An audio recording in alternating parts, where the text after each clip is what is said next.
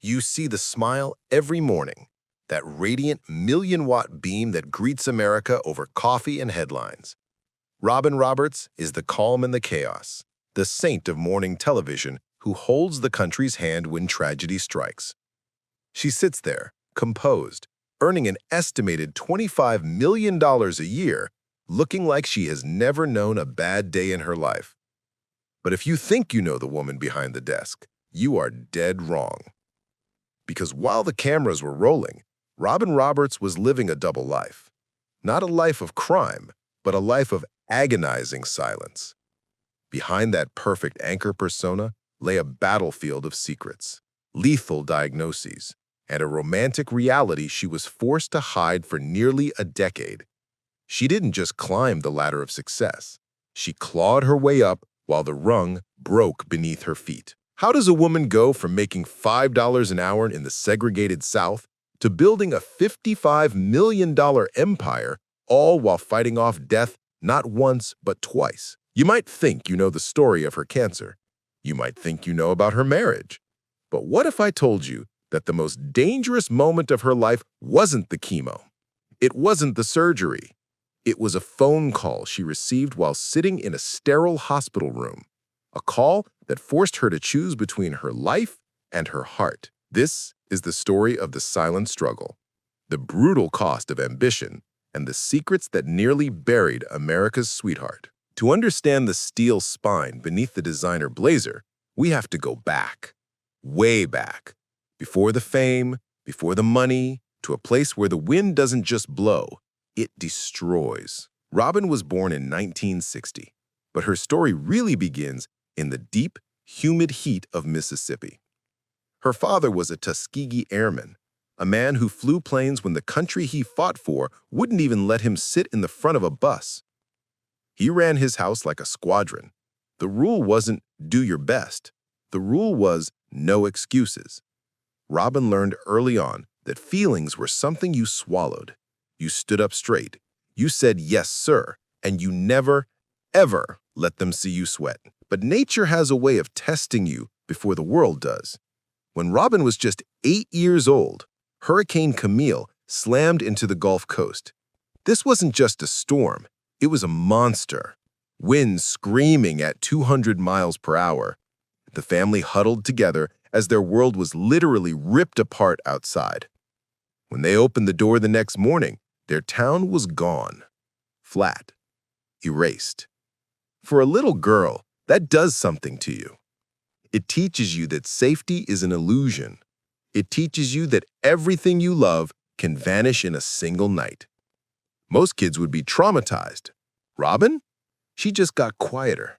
She got focused.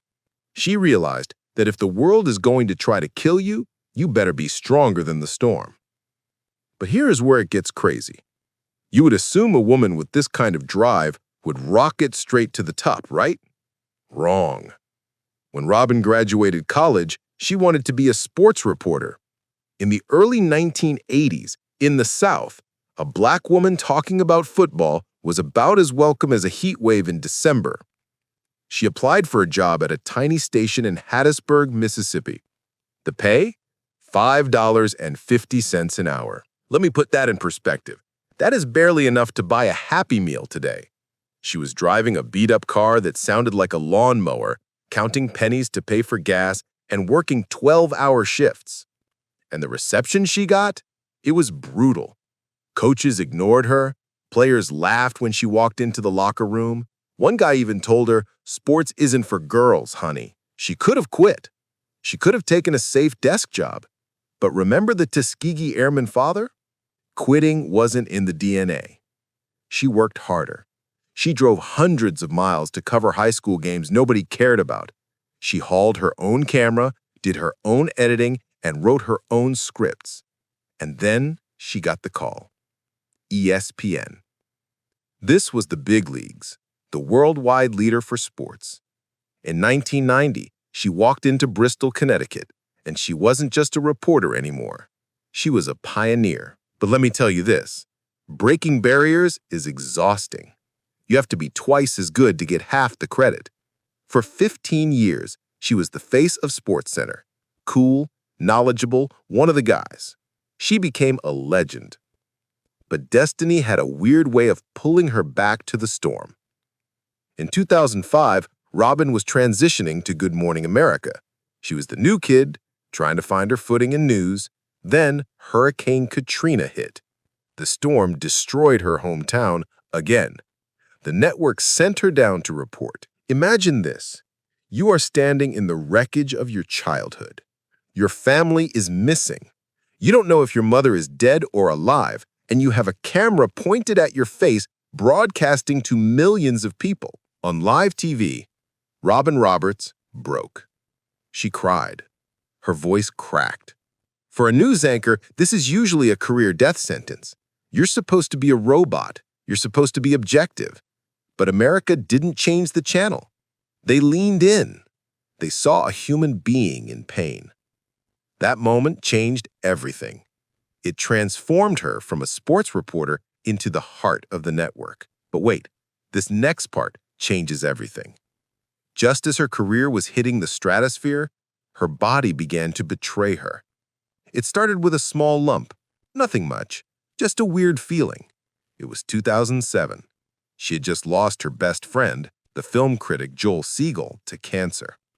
She was still grieving, still raw. And then the doctor said the words that stopped time. It's breast cancer. Now, most celebrities would hide this. They would go on a long vacation and come back 6 months later. Robin didn't do that. She went on live TV and told the world. She made her struggle public. She showed up to work bald. She showed up to work sick. She let America watch her fight, and she won. She beat it. The chemo worked. The radiation worked. She rang the bell. She thought the war was over. She thought she had paid her dues. You thought that was big? Try this. 5 years later, 2012. Robin is feeling tired. Not just, I need a nap tired. We're talking bones made of lead tired. She goes to the doctor, expecting maybe a vitamin deficiency. Maybe she's just working too hard. The doctor looks at his blood work and his face goes pale. It wasn't cancer. It was something rarer, something scarier. MDS, myelodysplastic syndrome. Let me explain this simply. Your bone marrow is the factory that makes your blood. Robin's factory was shutting down. It was on fire. Her body was forgetting how to make the blood that kept her alive. The treatment for breast cancer, the very thing that saved her life 5 years ago, had likely caused this. The cure had become the poison. The doctor told her she had a year, maybe 2, to live if she didn't get a bone marrow transplant. Now, finding a donor is like finding a needle in a haystack. But here's the miracle. Her sister, Sally Ann, was a perfect match, a genetic twin. It seemed like everything was going to be okay. But what if I told you that the universe wasn't done with her yet? This is the part of the story that is so cruel it sounds like fiction. Robin goes into the hospital to prepare for the transplant. This is a brutal process. They have to use heavy-duty chemo to wipe out her entire immune system. They have to kill her bone marrow before they can give her the new cells. She's defenseless. A common cold could kill her. She's lying in that hospital bed in New York, weak, scared, hooked up to machines. And then the phone rings. It's about her mother. Her mother, the woman who taught her to pray, the woman who was her rock, was dying back in Mississippi. She's trapped. She literally cannot leave the hospital without risking death. Her immune system is at 0. But this is her mother. So, against every doctor's order, against all logic, she puts on a mask, wraps herself in protective gear, and gets on a medical plane. She flies home. She sits by her mother's bedside, unable to even hug her properly because a single germ could be fatal. She holds her hand. She says goodbye. Her mother passed away on August 30th, 2012. Robin had to bury her mother and then immediately turn around, fly back to New York, and walk into the hospital to start her own fight for survival. She was grieving so hard that she felt like she was walking underwater. She later said she felt like her soul had been scooped out. She enters the transplant unit. They call it the zone. She's isolated for 30 days. No visitors, no contact, just nurses in hazmat suits. And here's where it gets wild. During those days, Robin Roberts, the woman who smiled for 2 hours every morning, fell into a deep, dark hole. She stared at the mirror and didn't recognize herself. She was gaunt. Her skin was gray. She was losing her mind from the drugs and the isolation. She hallucinated. She saw demons in the corners of the room. There was a night she thought she was slipping away. She felt her body shutting down. The pain was unbearable. She whispered to God, "I can't do this anymore." But she remembered 3 words her mother taught her. Make your mess your message. She held on to that. She fought. Cell by cell, her sister's marrow started to work. It was a resurrection. When she finally returned to Good Morning America in February 2013, it was a national event. The ratings went through the roof. She was a hero, a survivor, the invincible woman. But wait, there was still one massive secret she was keeping. One piece of the puzzle she had hidden from the cameras for nearly 10 years. While the world knew about her health, they didn't know about her heart. Since 2005, Robin had been in a relationship with a woman named Amber Lane. They met on a blind date. Amber was a massage therapist, totally removed from the media world. She was Robin's safe harbor. But you have to understand the time period. In 2005, coming out as a gay news anchor, it was career suicide. Advertisers would pull out. Conservative viewers would switch channels. Robin was terrified. She built a wall around her personal life. She lived in a glass closet. Amber was there through the breast cancer. She was there through the bone marrow transplant. She was the one holding the bucket when Robin was sick. She was the one sleeping in the chair in the hospital room. And yet, publicly, she didn't exist. Robin referred to her as a friend or just kept her out of the conversation entirely. Imagine the pain of that. The person saving your life, the person you love most, and you can't even acknowledge them to the world. You can't hold their hand at a red carpet event. You can't mention them in an acceptance speech. It wasn't until late 2013, after surviving the transplant, that Robin finally decided she was done hiding. She posted a simple message on Facebook thanking her longtime girlfriend Amber. Boom. The secret was out. And you know what happened? The sky didn't fall. The ratings didn't drop. America, for the most part, said, "Okay, cool." It was a massive weight off her shoulders. She was finally whole. But wait, there was still one massive secret she was keeping. One piece of the puzzle she had hidden from the cameras for nearly 10 years. While the world knew about her health, they didn't know about her heart. Since 2005, Robin had been in a relationship with a woman named Amber Lane. They met at a blind date. Amber was a massage therapist, totally removed from the media world. She was Robin's safe harbor. But you have to understand the time period. In 2005, coming out as a gay news anchor, it was career suicide. Advertisers would pull out. Conservative viewers would switch channels. Robin was terrified. She built a wall around her personal life. She lived in a glass closet. Amber was there through the breast cancer. She was there through the bone marrow transplant. She was the one holding the bucket when Robin was sick. She was the one sleeping in the chair in the hospital room. And yet, publicly, she didn't exist. Robin referred to her as a friend or just kept her out of the conversation entirely. Imagine the pain of that. The person saving your life, the person you love most, and you can't even acknowledge them to the world. You can't hold their hand at a red carpet event. You can't mention them in an acceptance speech. It wasn't until late 2013, after surviving the transplant, that Robin finally decided she was done hiding. She posted a simple message on Facebook thanking her longtime girlfriend Amber. Boom. The secret was out. And you know what happened? The sky didn't fall. The ratings didn't drop. America, for the most part, said, "Okay, cool." It was a massive weight off her shoulders. She was finally whole. But it gets crazier. Just when you think the drama is over, the controversies started creeping in. Being the nice anchor makes you a target. People expect you to be perfect. And in 2019, Robin found herself in the middle of a firestorm she didn't see coming. Jussie Smollett. The Empire actor claimed he was attacked in a hate crime. Robin landed the exclusive interview. She sat down with him. She was empathetic. She believed him. Why wouldn't she? As a black gay woman, his story resonated with her. She gave him a platform to tell his tearful story. But then the truth came out. Police claimed it was a hoax, a setup. Suddenly, the internet turned on Robin. They accused her of being soft. They accused her of being biased. They said she let him off the hook because of her own identity. It was a no-win situation. If she had grilled him, the community would have hated her. Because she believed him, the critics hated her. For the first time, the perfect anchor had mud on her face. And then there was the bye Felicia moment. You remember Omarosa, the villain from The Apprentice, who worked in the White House? She came on Good Morning America to tell her side of the story after getting fired. She was spinning her usual web of drama. Robin sat there listening politely, but at the very end of the segment, as the camera was cutting away, Robin muttered 2 words that went viral instantly: "Bye, Felicia."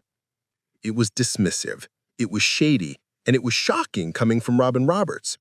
It showed a flash of the claws underneath the velvet gloves. Some people cheered, others called it petty. It was a rare glimpse of the fact that Robin Roberts is not just a saint, she is a sharp, tough woman who doesn't suffer fools gladly. But wait, this next part changes everything about how you see her success. We see the smile, but we don't see the business shark. Robin Roberts isn't just a talent, she is a negotiator. There were reports of ugly contract battles behind the scenes.